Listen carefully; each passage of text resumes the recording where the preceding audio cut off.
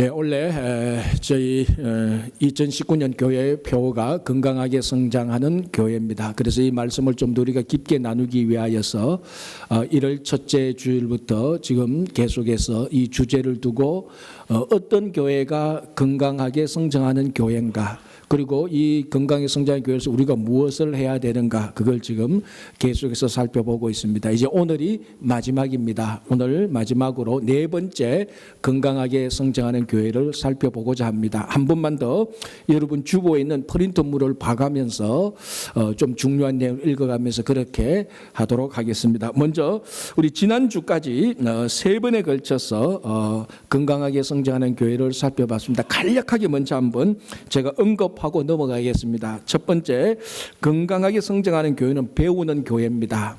이것은 뭐 도서관에서, 연구실에서, 강의실에서 열심히 강의를 듣고 많이 배워가지고 머리에 지식을 쌓는 그런 게 아니고, 하나님의 말씀을 듣고 마음에 새기고 실천하며, 또 다른 말로 하면 하나님의 말씀을 먹는, 그래서 이 말씀이 우리 안에 들어와서 우리 삶에 우리 영적인 영양분이 되는 것입니다. 그게 말씀을 배우는, 그리고 말씀을 먹는 교회. 그래서 어찌든지 건강하게 성장하기 위해서는 영양분이 들어와야 됩니다.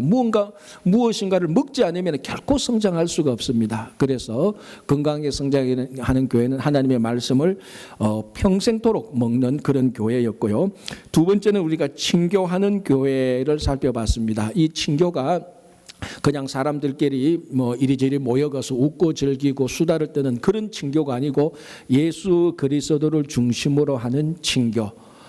그래서 우리가 떡을 떼며 예수 그리스도의 삶에 동참한 그런 친교 공동체를 살펴봤습니다. 특별히 중요하게 생각했던 것은, 우리가 지난 2000년 기독교 역사 가운데 이 공동체 말을 하면서 친절을 우리가 중요하게 생각하지 않았기 때문에 우리가 좀 강조를 했습니다. 그래서 우리 교회 공동체 안에 서로 간에 친절한 말투, 친절한 행동, 친절한 인사, 친절한 태도, 이런 것들이 이 공동체를 아주 잘 돌아가게 하는 윤활유가 되는 것이다 라고 생각했습니다. 당연히 친교가 또 일어나려면 말하는 것과 듣는 것이 아주 중요하다, 그 우리 같이 생각했고요. 세 번째는 기도하는 교회였습니다. 기도하는 교회가 건강하게 성장하기도 하지만, 건강하게 성장하는 교회는 또 결과로서 반드시 기도를 하게 됩니다. 그래서 건강하게 성장하는 교회는 반드시 기도가 빠질 수가 없습니다. 그래서 우리가 건강하게 성장하는 교회는 기도하는 교회였고요. 또 하나 우리 살펴보는, 기도할 때는 하나님께서 반드시 우리 기도를 응답하십니다. 우리가 원하는 대로 응답 안 하신 것은 있지만은, 하나님은 하나님의 방법대로 반드시 우리 모든 기도에 우리에게 가장 좋은 것으로 응답해 주시고요.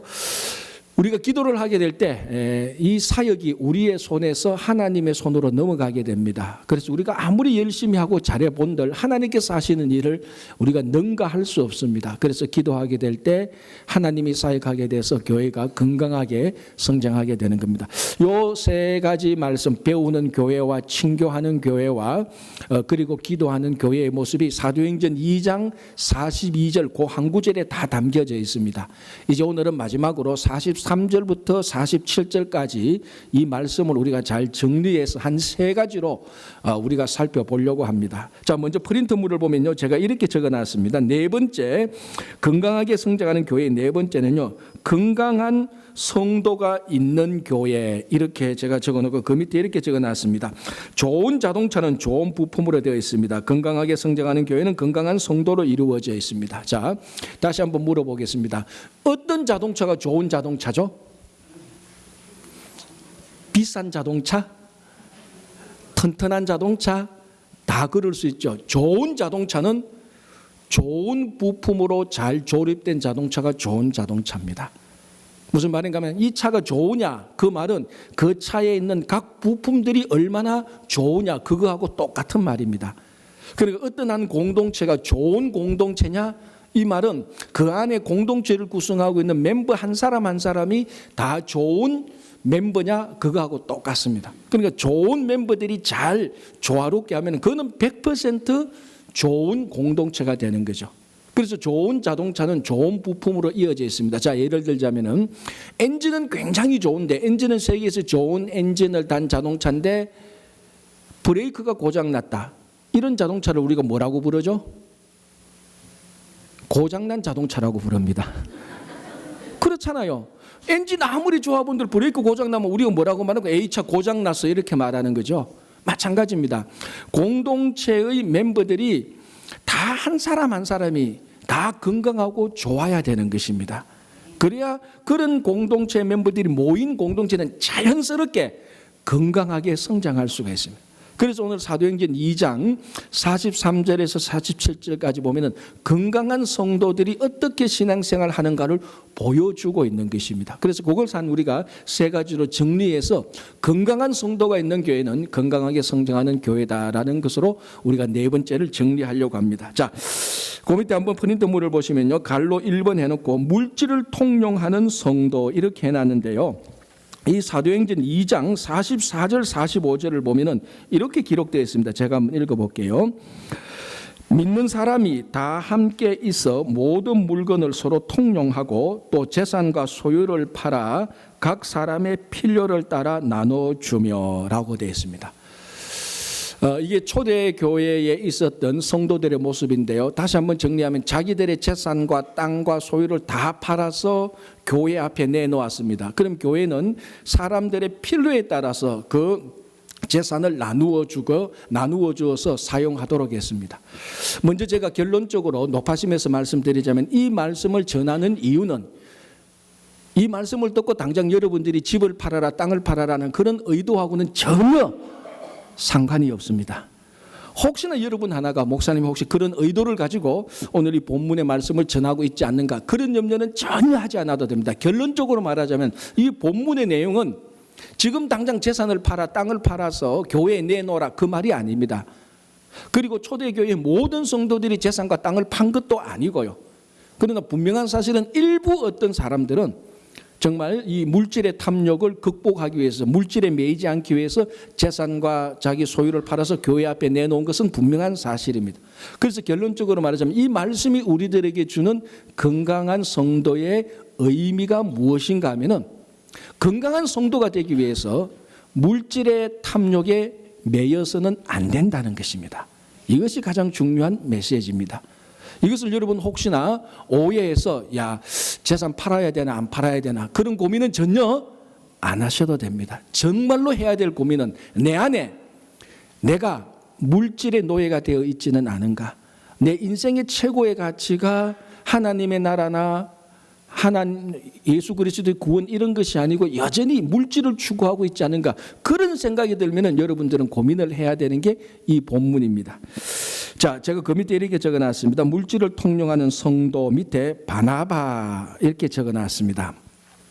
오늘 이 본문 사도행전 2장 42절에서 47절까지 이 본문은요, 또 사도행전 4장 32절에서 37절까지 이 본문의 말씀이 한 번 더 비슷하게 반복됩니다. 그래서 초대교회의 공동체 모습이 어땠는가를 살펴보려면요, 이 사도행전 2장의 이 말씀하고 사도행전 4장의 말씀을 오버랩시켜서 같이 보면은 명확하게 드러납니다. 그래서 사도행전 4장을 보면 4장 32절에서 37절을 보면 특히 강조하고 있는 부분이 재산과 땅과 밭을 팔아서 그 재산을 교회에 내어놓았다라는 것이 강조되고 있는데 그 가장 대표적인 인물을 예로 들고 있는데 사도행전 4장 36절 37절에서 그 인물이 누군가 하면 바로 바나바입니다. 그래서 바나바는 자기 밭을 팔아서 판 그 재산을 몽땅 교회 앞에 내놓아서 교회가 사용하도록 했습니다. 여러분 바나바가 어떤 인물인지 잘 알지 않습니까? 바나바는 이분이 성품이 참 착해서 선한 사람이고 특별히 이 사도 바울을 바울 될 수 있도록 사도 바울이 정말 바나바의 도움이 없었다면 지금 알고 있는 우리들의 바울은 없었을 수가 있을 겁니다.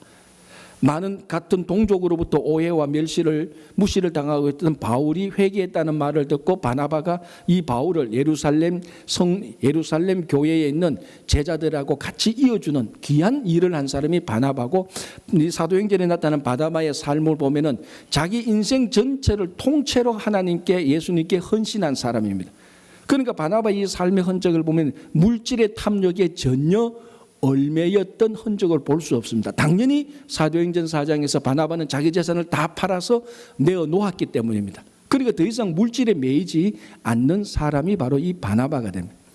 자, 이건 그러니까 정말 교회 공동체를 위해서 물질의 탐욕에 매이지 않는 좋은 예로 바나바를 들고 있는데, 사도행전 5장에 넘어가면 바나바 바로 다음에 또 다른 한 케이스를 언급하고 있습니다. 그 케이스는 반대되는 케이스인데 누군가 하면은 아나니아와 삽비라 부부입니다. 그래서 제가 그 밑에 이렇게 적어놨습니다. 한번 보시기 바랍니다. 아나니아와 삽비라 땅값을 훔침, 갈로에 넣고 구약의 아간 했는데요. 이걸 잠시 설명하면 이런 내용입니다. 이 아나니아와 삽비라 부부간에 이제 결정을 합니다. 우리말로 하면 뭐 이 정도 되겠죠. 여보, 우리가 이 재산을 팔아서 교회 앞에 내어놓읍시다. 부부가 합의를 했습니다. 그래서 자기가 가고 있는 밭을 팔아서 그 재산을 교회에 내어놓으려고 하다가 일부를 내어놓지 않고 일부를 자기가 가지고 있었습니다. 이 일로 인하여서 아나니아와 삽비라가 둘 다 죽게 됩니다. 이 참 무시무시한 얘기죠, 그죠? 그 일로 인하여서 뭐 교회로부터 징계를 받아서 뭐 성찬이 금지된다든지 이런 정도가 아니고, 그 일로 인해서 이 부부가 즉각 그 자리에서 죽게 되는 겁니다. 어떻게 보면 굉장히 우리에게 위협이 됩니다. 야, 이거 재산 잘못 팔아서 잘못 처리했다가 큰일 나겠구나, 이런 생각이 들 수도 있을 것입니다. 자, 그러면은 오늘 이 아나니아와 삽비라 이 부부가 어떻게 재산을 처리해서 그 자리에서 죽게 되었는가 하면요, 여기 사도행전 4장을 보면 제가 한번 읽어드릴게요. 여기 5장에 이런 내용이 나옵니다. 3절에, 사도행전 5장 3절에 베드로가 이르되 아나니아야, 어찌하여 사탄이 내 마음에 가득하여 너가 성령을 속이고 땅값 얼마를 감추었느냐라고 이렇게 말합니다. 그러니까 아나니아와 삽비라가 재산을 팔고 일부를 감추었습니다. 이걸 가지고 베드로가 아나니아를 책망합니다. 너 왜 땅값 얼마를 감추었느냐라고 이렇게 책망합니다. 자, 여러분 한번 생각해 보십시오. 이게 책망받을 일입니까? 저는 가만히 생각해 책망받을 일이 아닌 것 같기도 해요. 왜냐하면 내가 집사람하고 상의해서 여보, 우리 이거 팔아서 교회에 내놓읍시다 하다가 다 안 내놓고 일부를 내가 가지고 있었어요. 어차피 내놓는 것도 내 거고 일부도 내 건데 내 거 가지고 내가 덜 내놨는데 이게 그렇게 책망받을 일입니까? 내가 남 거를 가지고 있다가 남 거를 안 냈다면 그거는 책망받을 일이죠. 그러나 내 것을 팔아서 내가 안 내놓았는데, 덜 내놓았는데, 일부를 덜 내놓았는데 그것이 그렇게 책망받아서 죽을 일입니까? 중요한 것은 여기서 중요한 단어 하나 때문입니다. 무슨 말인가 하면, 물론 여기서 뭐 사탄의 유혹에 빠져서 성령을 속이고 그런 것도 다 맞습니다. 그런 오늘 본문에 초점을 맞추어서 물질을 통력하고 물질에 대한 탐욕적인 차원에서 이 본문을 보면요, 여기서 땅값 얼마를 감추었느냐 이 말의 원뜻은 훔쳤다라는 말입니다. 원뜻이. 근데 번역은 그냥 감추었다라는, 이게 땅값 얼마를 너가 왜 훔쳤느냐 이렇게 말합니다. 자, 그럼 이 말은 맞습니까? 이 말은 더 틀렸죠. 훔쳤다는 것은 남 거를 가져와야 훔치는 것인데 자기 거 팔아서 자기 거 안 냈는데 이게 왜 훔친 겁니까? 훔친 게 아니잖아요. 그런데 베드로는 이것을 내가 왜 땅값 얼마를 훔쳤느냐 이렇게 말합니다. 그럼 훔쳤다는 말의 전제는 뭡니까? 지금 아나니아와 삽비라가 남 것을 가지고 왔다는 겁니다. 그런데 이게 자기 밭을 팔아서 가지고 있는 재산인데 이게 왜 남게 됩니까? 자기 건데. 이제 여기에서 우리가 혼란이 생기는데, 분명히 여기에서는 훔쳤다라고 말을 합니다. 남 거를 가져왔습니다. 자, 여기에 이제 전제되어 있는 사실이 무언가 하면은 아나니아와 삽비라가 처음에 이렇게 결단합니다. 여보, 우리가 이것을 팔아서 교회에 내어놓읍시다. 둘이서 합의를 했습니다. 그래서 재산을 팔아서 교회에 내어놓으려고 했습니다. 그러니까 교회에 내어놓읍시다라고 말을 할 때 이건 누구 것이 됩니까? 교회의 것, 하나님의 것이 되는 겁니다. 그 자기들이 결단하고 합의했을 때 그 하나님 마음의 중심을 보니까, 그래서 이것이 이미 팔아서 교회에 내어놓기로 결정한 것은 하나님의 것이 되는 겁니다. 그런데 하나님의 것을 다 내어놓지 않고 일부 가지고 있으니까 누구 것을 훔친 게 됩니까? 하나님의 것을 훔친 게 되는 겁니다. 그래도 좀 혼란스러우면요, 아간을 보면 됩니다. 자, 여러분, 제가 여기 갈로 해놓고 구약의 아간이라고 해놨죠. 여러분, 아간의 죄가 어떤 죄인지 대부분은 다 아실 겁니다. 간략하게 제가 다시 요약해서 설명하면은, 이스라엘 백성들이 가나안 땅에 들어가서 가나안 땅을 정복할 때 이제 앞에 그 리더로서 여호수아를 앞장서서 가나안에 막 들어갑니다. 들어갈 때 첫 번째 부닥친 성읍이 여리고 성읍입니다. 그래서 하나님께서 여호수아를 통해서 여리고 성을 다 이기게 해주겠다. 대신 여리고의 성에 있는 모든 물질들은 하나님의 것이다. 그래서 너희들은 일절 손대지 말거라. 태울 건 태우고 나머지는 온전히 따로 놓아두어라고 말을 합니다. 그래서 이스라엘 백성들이 여리고성에서 전쟁에서 이기고 여리고성에 있는 것은 여리고성 안에 있는 어떤 것도 자기가 가져와서는 안 됩니다. 왜? 누구 것이라고요? 하나님의 것입니다. 그런데 아간이 어떤 일을 저지릅니까? 아간이 신할산 외투와 은과 금을 보고 욕심이 생깁니다. 그래서 그것을 신할산과 은과 금의 일부를 가져와서 자기 텐트 속에 감추어 버립니다.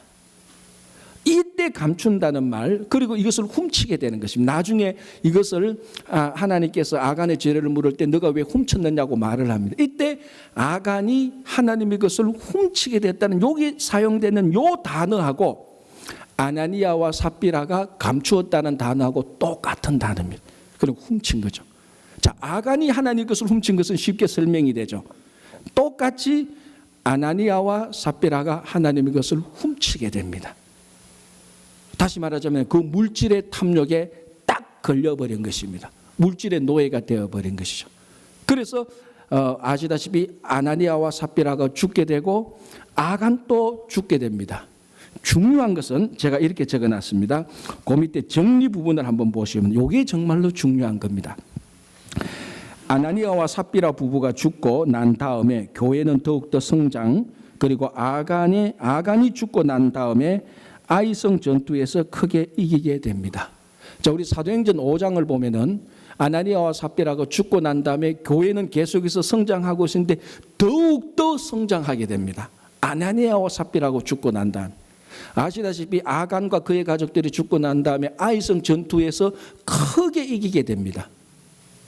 이게 뭘 의미합니까? 그 공동체에서 물질의 탐욕과 그리고 물질에 매여 있는 것을 제거하고 난 다음에 공동체가 부흥하게 되고 전쟁에서 승리하게 되는 것을 얘기하는 것입니다.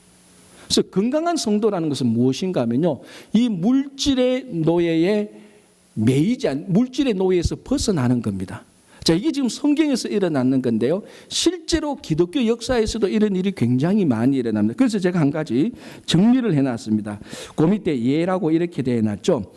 미국의 제1차 대각성 운동, 존 웨슬리의 물질 사용을 해놨는데 이걸 제가 간략하게 설명하면 이렇게 됩니다. 미국의 기독교 역사가 그렇게 길진 않습니다. 미국의 역사 자체가 짧으니까요. 미국의 기독교 역사 가운데 아주 중요한 일들이 몇 가지인데 그 중에 하나가 조나단 에드워드가 인도했던 제1차 대각성 운동과 제2차 대각성 운동이 있습니다. 그 제1차 대각성 운동이 1730년대 말부터 진행되기 시작합니다.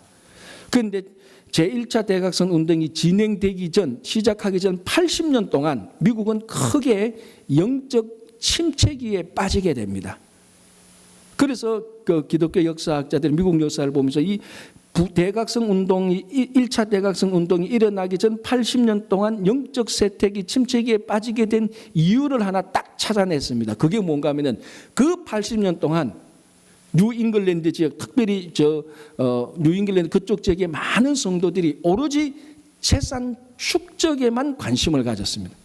그럼 교회는 물론 다녔죠. 신앙생활은 물론 했죠. 그러나 자기들의 온 관심은 열심히 수고해서 재산을 모으고 축적하는 데만 관심을 가졌습니다. 그런데 어떤 이유로 알 수 없는 이유로 1734년에 뉴 잉글랜드 지역에 있던 노샘프턴 지역, 그러니까 조나단 에드워즈 목사님이 목회하던 그 지역에 1734년에 어떤 이유인지 모르겠지만 사람들이 갑자기 각성이 생깁니다. 무슨 각성이 생기는가 하면, 야, 우리가 돈을 이렇게 많이 벌어서 뭐하나, 우리가 돈을 이렇게 많이 축적해서 뭐하나, 우리가 새벽부터 밤늦게까지 열심히 수고해서 돈을 많이 벌어서 뭐하나, 그러면서 그 관심을, 재산을 축적하는 데서 하나님 나라로 관심이 바뀌게 됩니다. 그때부터 제1차 대각성 운동이 시작되는 것입니다. 무슨 말인가 하면은 제1차 대각성 운동, 즉 정말 뉴 잉글랜드 지역에 정말 부흥하고 성장하는 데 큰 막힘돌이 무엇이는가 하면은 지난 80년 동안 영적 세태기를 주도했던 재산 축적에 있었던 것입니다. 물론 이 말은 여러분들이 열심히 일을 해서 돈을 많이 벌고 사업을 열심히 해서 돈을 버는 것이 나쁘다, 그 말이 아닙니다.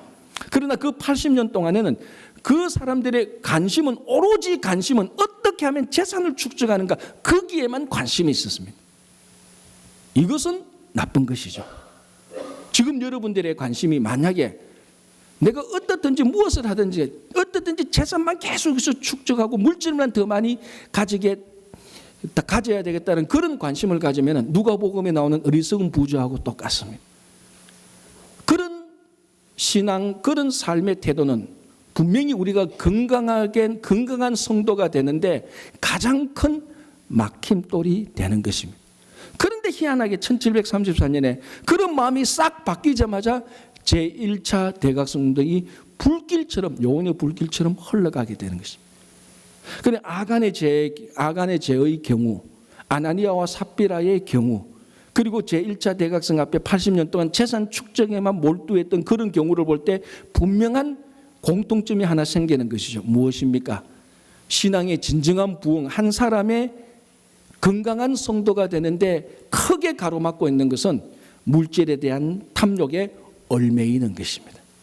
그래서 오늘 사도행전 2장에 보면은 건강하게 성장하는 교회, 초대교회의 첫 번째 보고의 모습이 사람들이 자기들의 재산을 자기 것이라 주장하지 않고 자기들의 재산을 팔아서 그대로 내어놓을 수 있는 이런 성도들이 나타나게 됐다는 것. 다시 말씀드리면 여러분 재산을 팔아라는 말은 절대로 아닙니다. 그러나 한 가지, 여러분들이 지금 당장 팔아치울 게 하나 있습니다. 뭔가 하면은 물질에 대한 탐욕입니다. 그것은 팔아치워버려야 되는 거예요. 만약에 지금 여러분들이 올 한 해 동안에 정말로 내가 그래도 하나님의 자녀들께 살고 신앙적으로 건강한 성도가 되고 우리가 함께 섬기는 이 친구가 건강하게 성장하고 우리 이 친구가 건강하게 성장하는데 기여하고자 한다면은 우리가 오늘 당장 이 본문을 보면서 한 가지 정리해야 될 것이 있습니다. 물질의 노예에서 벗어나는 겁니다. 물질을 축적하는 것이, 재산을 축적하는 것이 내 삶의 가장 우선순위가 되어서는 안 된다는 것입니다. 물질의 탐욕을 제거해야 되는 것입니다. 그 사람이 바로 건강한 성도입니다. 이런 건강한 성도들이 모이면은 좋은 자동차 부품이 모여서 좋은 자동차가 되는 것처럼 이런 건강한 성도들이 모이면은 우리 친구 교회는 건강하게 성장하는 교회가 되는 것입니다. 자, 그래서 제가 그 밑에 이렇게 정리해 놨습니다. 물질의 탐욕에 붙들리지 않는 교회의 모습. 이건 뭘 의미하는가 하면은 지금 한국 교회나 미국 교회나 유럽의 교회나 큰 지금 시련기를 겪고 있습니다. 특별히 한국 교회도 우리들이 듣는 소식에 의하면 또 경험하는 바에 의하면 지금이 큰 갈림길이 되고 있다는 것은 분명합니다. 여기서부터 더 크게 성숙할 것인지 아니면 퇴보할 것인지 큰 갈림길에 있습니다. 이 갈림길에서 성숙으로 가는 여러 가지 방법인데 그 중에 한 가지는 교회가 물질의 탐욕에 붙들리지 않는 것입니다. 지금 한국이나 미국이나 모든 교회에 문제들이 있다고, 소위 문제들이 있다고 하는 교회의 핵심 멤버는 물질에 대한 탐욕이 배어 있기 때문입니다. 그것만 제거한다 할지라도, 뭐 다른 문제들이 있지만은 물질에 대한 탐욕만 제거한다 할지라도 교회는 다시 많이 건강하게 성장하는 교회로 거듭날 수가 있는 것입니다. 이건 한 사람 건강한 성도의 신앙의 성숙에도, 그리고 교회가 건강하게 성장하는 데에도 물질의 탐욕은 반드시 제거해야 될 것입니다. 자, 오늘 그래서 사도행전 2장을 보면은 이 초대교회 교인들이, 건강한 성도들이 이 물질의 탐욕에 매이지 않고 그 물질을 통용할 수 있도록 했다는 것입니다. 자, 이제 그 다음에 또 무엇을 증거하고 있는가 하면요, 46절에 이렇게 말하고 있습니다.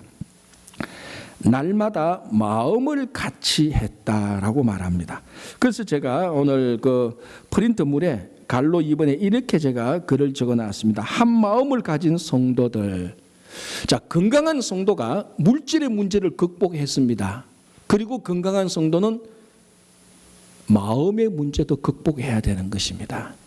다른 말로 하면 겉과 속이 다 건강해져야 되는 겁니다. 겉만 건강한다고 해서 건강한 게 아니고 속만 건강한다고 해서 건강한 거 아닙니다. 건강은요, 겉과 속이 다 건강해야 됩니다. 겉이 물질의 문제라면 속은 마음의 문제입니다.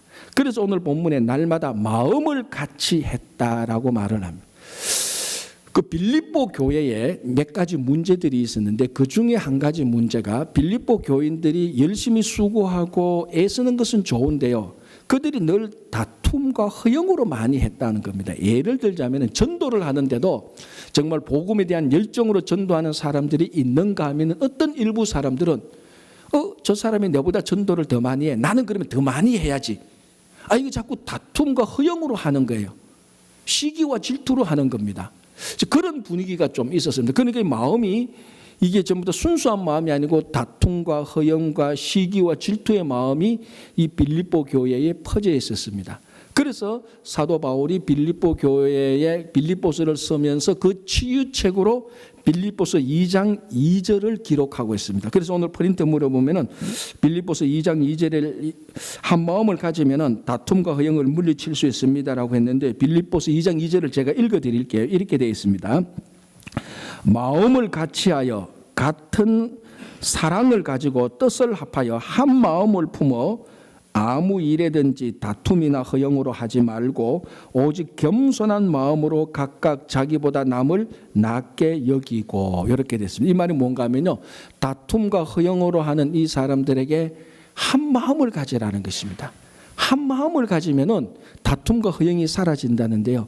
여기서 한 마음을 가진다는 것을, 자, 여기 많은 성도들인데 우리 성도들이 한 마음을 가진다. 예를 들어서 10명의 멤버들이 한 마음을 가진다면 이 10명의 멤버들이 다 같이 마치 퍼즐 맞추듯이 이렇게 하나의 마음이 맞추어서 퍼즐 맞추듯이 이렇게 착착착착 끼워 맞춰서 잘 조립해서 맞추는 한 마음, 이런 마음이 아닙니다. 여기서 한 마음을 가지라는 것은 10명의 멤버들이 끼워 맞춰서 하나의 큰 그림을 그리는 그런 한 마음이 아닙니다. 자, 그러면은 사도 바울이 한 마음을 가지라 했던 것은 어떤 마음인가? 그 밑에 보면요, 빌립보서 4장 2절을 보면 알 수 있습니다. 빌립보서 4장 2절을 제가 읽어드릴게요. 이렇게 되었습니다. 내가 요디아를 권하고 순두개를 권하느니, 순두부가 아닙니다. 순두개입니다. 순두개. 다시 읽어드릴게요. 내가 요디아를 권하고 순두개를 권하노니 주 안에서 같은 마음을 품어라라고 말합니다. 여기서 한 가지 알 수 있는 게 뭔가 하면요, 요디아와 순두개라는 이 두 성도가 다툼이나 허영으로 무슨 일을 했던가 봅니다. 그것을 사도 바울이 어떤 방식으로든지 알고 난 다음에 요디아와 순두개라는 이름을 거론하면서 너희들은 주 안에서 같은 마음을 가져라라고 말합니다. 아마 사도 바울이 이 두 여성들을 잘 알았던가 봅니다. 그리고 이름을 언급해도 괜찮을 정도로 아마 그런 친밀한 관계가 있었던 것 같아 보입니다. 어쨌든 요디아와 순두개에게 너희들은 다툼이나 허영 이런 거 하지 말고 주 안에서 같은 마음을 품으라라고 합니다. 여기서 한 마음, 같은 마음은 어떤 마음인가 우리가 힌트를 알게 됩니다. 다시 말하자면은 우리가 한 마음을 가지자고 말할 때 많은 성도들이 너하고 나하고 마음이 다르니까 너하고 나하고 마음을 끼워 맞추자 이런 식으로 말하는데, 바울이 한 마음을 가진 것은요, 주 안에서 같은 마음을 품으라는 것입니다. 무슨 말인가 하면은 퍼즐식으로 끼워 맞추는 게 아니고 우리가 본받아야 될 한 인물의 마음을 정해서 우리가 그 마음을 같이 가져서 그 마음을 담자는 겁니다. 그게 같은 마음, 한 마음을 가지는 겁니다. 2007년 4월 달에 LA 다저스 팀이 야구 경기를 할 때 희한한 일이 일어났습니다. 무슨 일인가 하면 전부 다 이 LA 다저스 야구 선수들이 전부 다 똑같은 유니폼, 똑같은 등번호를 달고 왔습니다. 그 등번호가 42번 등번호입니다. 야구를 아시는 분은 알겠지만 지금 여러분들이 야구를 한번 보십시오. 어느 누구도 등번호 42번은 아무도 달지 못합니다. 왜? 이 42번은 메이저리그 야구에서 영원히 결변시켰습니다. 왜냐하면 이 42번은 제키 로빈슨이라는 선수만 가지고 있었던 번호입니다. 이 제키 로빈슨이 누군가 하면 미국 최초의 메이저리그의 흑인 선수입니다. 그리고 명예의 전당에 가입된 아주 유명한 흑인 선수인데요. 이 선수가 처음 최초의 흑인 선수로서 메이저리그에 나타났을 때 엄청난 인종차별을 당했습니다. 여러분, 미국의 메이저리그 야구가 얼마나 인기 있습니까? 거기에 인종차별이 있는 그 시대에 그 흑인이 나타나서 타할 3루 이상을 치니까 인종차별을 좋아하는 백인들이 얼마나 무시하고 멸시하고 했습니까? 그럼에도 불구하고 제키 로빈슨은 꿋꿋이 모든 인종차별을 극복해냈던 유명한 선수가 됩니다. 이 선수의 등번호가 42번입니다. 그래서 이 사람을 기리기 위해서 다저스 팀뿐만 아니라 메이저리그에서는 이 번호를 영구 결번 아무도 이 번호는 붙이지 못합니다. 딱 한 사람만 붙일 수 있도록. 정말 영예로운 순간이고 영예로운 번호죠. 그런데 2007년 4월 달에 LA 다저스 팀이 다 그 옷을 입고 나왔습니다. 왜냐하면 그 2007년 4월 달이 이 제키 로빈슨이 정식으로 들어온 지 60주년이 되는 때입니다. 60년 전에 제키 로빈슨이 브루클린 다저스 팀에 들어와서 선수 생활을 했거든요. 이제 그 팀이 LA 다저스로 돼서 그래서 이 제키 로빈슨을 기념하기 위해서 입단 60주년을 기념하기 위해서 LA 다저스 팀이 다 그러니까 이벤트를 한 거죠. 전부 다 42번 옷을 다 입고 나와서 경기를 한 겁니다. 그 의미가 뭡니까? 우리는 오늘 이 경기를 하면서 우리 야구 역사에 있었던 위대한 인물 제키 로빈슨을 우리가 기념한다. 우리가 그의 마음과 그의 삶을 우리가 같이 공유함으로 말미암아 우리가 제키 로빈슨이라는 인물을 중간에 두고 연대감을 하고 함께 공유함을 누리자는 의미로 다 그렇게 그 제키 로빈슨의 옷을 입고 야구를 했던 겁니다. 바로 요게 같은 마음을 품는 포옹입니다. LA 다저스 야구팀이 전부 다 오늘 그 순간만은 그 경기만은 제키 로빈슨의 마음을 품고 같은 마음으로 야구를 하는 겁니다. 이게 사도 바울이 빌립보 교회 교인들한테 같은 마음을 품으라라는 겁니다. 어느 위대한 인물의 마음을 너희들이 각자 가지고 그 마음을 닮아라는 겁니다. 그러면은 사도 바울은 빌립보 교회 교인들에게 누구 마음을 가지라고요? 그게 빌립보서 2장 5절에 너희는 이 마음을 품으라 곧 그리스도 예수의 마음인. 그러니까 우리 한 마음을 가진다는 것은요. 네하고 내하고 너는 온유하고 나는 급하니까 온유한 마음하고 급한 거 같이 섞어서 부드럽게 하자. 그게 아니에요. 온유한 사람은 온유한 대로, 좀 터프한 사람은 터프한 대로. 중요한 것은 너도 나도 똑같이 예수 그리스도의 마음을 가지고 예수 그리스도의 마음을 닮아가는 겁니다. 그러다 보면 전부 다 예수 그리스도의 마음을 가지게 되어서 한 마음 같은 마음이 되는 것입니다. 거기에 무슨 다툼이 있고 허영이 있고 무슨 시기와 질투가 있겠습니까? 그래서 초대교회 교인들은 물질을 통용하고 난 다음에 겉에 있는 물질을 통용하고 난 다음에 속에 있는 마음을 한 마음으로 했습니다. 예수 그리스도의 마음을 다 가지고 서로 예수 그리스도를 닮게 되는 거죠. 여러분 이게 얼마나 건강한 성도입니까? 자 그래서 제가 이렇게 적어놨습니다. 원래 인간의 마음이 어떤가 하면요. 에레미야 선지자는 뭐라고 했습니까? 제가 프린트물에 에레미야서를 보면요. 만물보다 거짓되고 심히 부패한 것이 마음이다 그랬습니다. 에레미야 선지자가 사역을 해보니까 인간의 마음만큼 타락하고 부패한 게 없다는 것입니다. 맞지요? 우리 마음을 보면 알잖아요. 얼마나 타락하고 부패한 게 인간의 마음입니까? 칼빈은 뭐라고 말했는가 하면요. 인간의 마음은 우상을 만들어내는 공장하고 같다 그랬습니다. 우리 마음에 얼마나 많은 우상이 있는지 모릅니다. 물질과 명예와 권력과 온갖 종류의 우상들이다. 그게 마음에서 다 일어난다 그러고요. 그 유명한 도스토옙스키는 이렇게 말합니다. 사람의 마음은 전쟁터와 같다. 신과 악마가 싸우는 전쟁터다 그랬습니다. 마음 안에. 맞죠? 우리가 하루에도 수도 없이 더 선과 악이 싸우는 게 우리 마음 아닙니까? 자, 그러면 이게 보통 인간의 마음입니다. 인간의 마음은 타락하고 부패했고 우상을 끊임없이 만들어내는 공장 같고 신과 악마가 싸우는 전쟁터와 같은 게 원래 정상적인 사람의 마음입니다. 이런 마음을 가진 사람들이 예수 그리스도의 마음을 가지게 됩니다. 그래서 이런 타락하고 부패하고 우상이 생기는 마음에 예수 그리스도의 마음을 가짐으로 말미암아 그분을 우리 주님으로 영접함으로 말미암아 우리 안에 예수 그리스도께서 들어오심으로 말미암아 우리가 예수님의 마음을 닮아서 타락하고 부패한 마음이 아니고 주님의 마음을 가지게 되는 건강한 성도가 되는 것입니다. 이 건강한 성도들이 모여있는 교회가 건강하게 성장하는 교회죠. 그래서 제가 여기에 마지막으로 이렇게 적어놨습니다. 여러분 한번 보시기 바랍니다. 이런 마음에 예수 그리스도를 품으면 예수 그리스도를 닮아 가면 건강한 마음이 됩니다. 우상 만드는 공장, 타락하고 부패한 마음, 전쟁터와 같은 마음에 예수 그리스도의 마음을 품으면 그 마음이야말로 정말 주님을 닮아가는 우리 모두가 다 똑같은 마음이 됩니다. 건강한 성도들이 되는 거죠. 우리들이 모여있는 이 교회가 건강하게 성장하는 교회가 됩니다. 자, 마지막으로 오늘 이 2장 43절에서 47절을 보면 이 초대교회 공동체에 우리가 딱 보는 순간에 느끼는 감정이 있습니다. 자, 여러분들이 이 초대교회 공동체를 이제 2장 42절에서 47절까지 여러분들이 이런 공동체를 옆에서 본다고 생각해 보십시오. 이 공동체의 모습이 어떻습니까? 우울합니까? 불쾌합니까? 슬픕니까? 아니죠. 오늘 이 본문에서도 말하고 있듯이 기쁨이 넘칩니다. 하나님을 찬양하는 게 넘치는 공동체가 됩니다.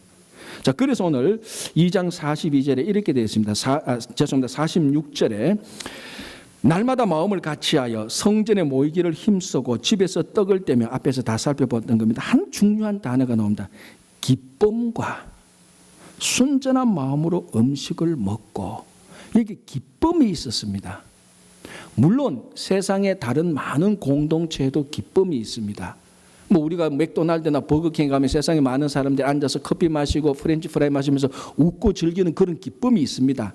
그러나 오늘 이 초대교회 공동체에서 말하는 기쁨은 그런 기쁨하고 본질적으로 다른 기쁨입니다. 자, 마리아가 성령으로 잉태했습니다. 그 전에 무슨 일이 일어났는가 하면은 마리아와 사촌관계에 있는 엘리사벳이 잉태하게 됩니다. 마리아는 성령으로 잉태했지만 엘리사벳은 어떤 상태에서 잉태하게 됩니까? 예, 노령의 상태. 사가랴와 엘리사벳이 아주 나이가 많이 들었습니다. 다시 말하자면 생리적으로 엘리사벳은 아기를 가질 수 없는 상태인데도 잉태를 하게 됩니다. 마리아가 그것을 듣고 알고 있었습니다. 그런데 자기가 성령으로 잉태하게 됩니다. 우리말로 하면은 엘리사벳과 마리아가 동병상련이죠. 서로 불가능한 상태에서 잉태했으니까 마리아가 엘리사벳을 찾아갑니다. 그 상황을 함께 나누기 위해서. 근데 마리아가 엘리사벳을 찾아갔는데 엘리사벳이 자기를 찾아오는 마리아를 보고 인사를 합니다. 그때 엘리사벳의 뱃속에 잉태된 아기가 뛰놀면서 기쁨을 감추지 못합니다. 이 아기가 누구죠? 그렇죠. 후에 세례 요한이죠. 이 엘리사벳의 잉태된 아기가 마리아가 오는 것을 보고 기뻐하게 됩니다. 사실 누구를 기뻐하게 된 거죠? 마리아가 잉태한 그 아기를 보고 기뻐하는 겁니다. 그 아기가 아기 예수 아닙니까? 그러니까 엘리사벳의 잉태된 아기가 마리아가 잉태된 아기를 보고 기뻐합니다.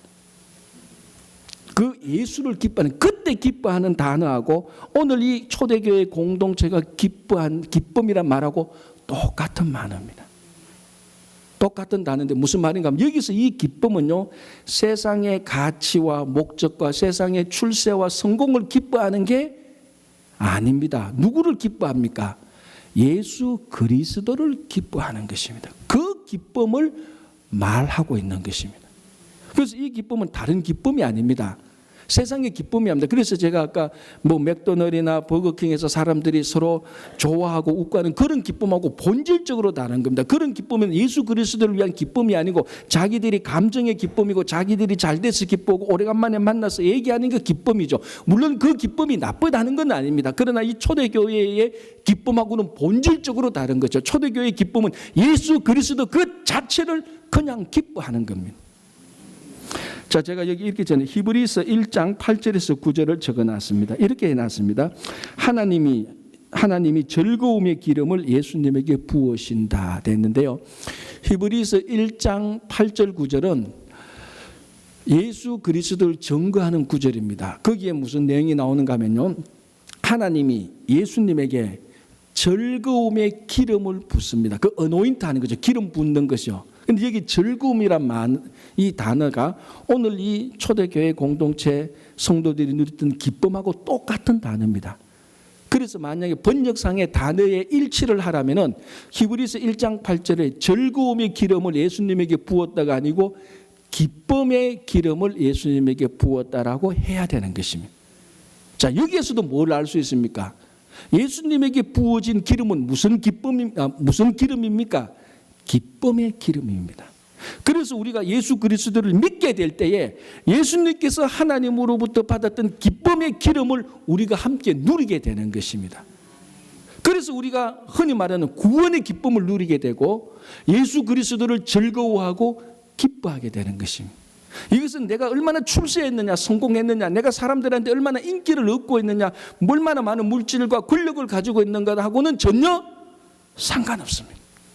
물질이 좀 부족해도 괜찮고 권력이 없어도 괜찮고 사람들이 날 알아주지 않아도 괜찮고 사람들한테 좀 인기 없어도 괜찮고 못생겨도 괜찮고 키가 작아도 괜찮고 못 배워도 괜찮습니다. 이 기쁨은 그런 거하고 전혀 상관없습니다. 오로지 예수 그리스도 한 분과 연관이 되어 있습니다. 그래서 초대교회 공동체는 그 기쁨을 누리고 있었던 것입니다. 그러니까 세상의 사람들이 볼 때 뭔가 다르거든요. 저 사람들 뭐 잘난 것도 아닌데 우리보다 더 출세한 것도 아닌데 우리보다 더 잘 사는 것도 아닌데 저들의 기쁨은 자기들의 기쁨하고 달랐습니다. 그래서 오늘 결과적으로 47절 이후로 보면요. 온 백성에게 칭송을 받습니다. 그 공동체가.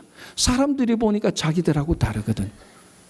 자기들은 성공하고 출세하고 잘 나가야 기뻐하는데 저 사람들은 그냥 평범한데 저 사람들은 시련 속에 있는데 어려움 속에 있는데 고난 가운데 있는데 우리가 누리는 기쁨하고 본질적으로 다른 기쁨을 누리게 됩니다. 저절로 칭송이 가는 거죠. 그리고 그런 기쁨의 공동체 오늘 47절 마지막에 주께서 구원받는 사람을 날마다 더 붙여주었습니다. 건강하게 성장했죠. 무슨 말이냐면 건강한 성도들이 모여있는 공동체는 건강하게 성장하게 되는 것입니다. 여러분 우리 친구교회 여러분 한 사람 한 사람이 정말로 이 건강한 성도들이 되시기를 간절히 바랍니다. 물질의 탐욕에 매이지 아니하고 예수 그리스도의 마음을 가지게 되고 그리고 예수 그리스도를 기뻐하는 사람이 되어서 우리들이 함께 모이는 이 교회가 자동적으로 날마다 매주마다 건강하게 성장하는 교회가 되기를 여러분 가정이 되기를 일터가 되기를 기도합니다. 함께 기도하겠습니다.